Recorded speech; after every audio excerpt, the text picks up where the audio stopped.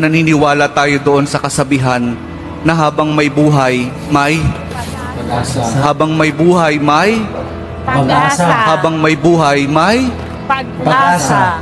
pagsubok. Dahil tayo katiwala ng Diyos, binibigyan din niya tayo ng iba't ibang klase ng pagsubok.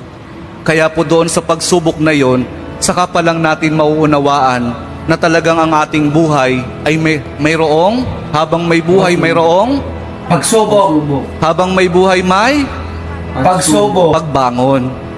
Huwag niyong hayaan na kapag meron kayong pinagdaraan ng pagsubok, ay hindi kayo babangon. Kailangan meron tayong pagsumikap na pagtsatsagaan natin yung ating mga pagsubok na pinagdaraanan.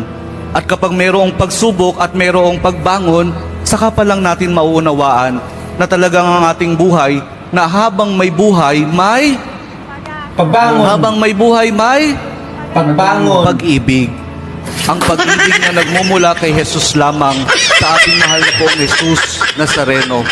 Dahil doon, kapag naunawaan natin itong mga bagay na ito, na habang may buhay, may pagsubok, may pagbangon at may pag-ibig na nagmumula lamang kay Jesus, saka pa lang natin mauunawaan at matatanggap na talagang habang may buhay, may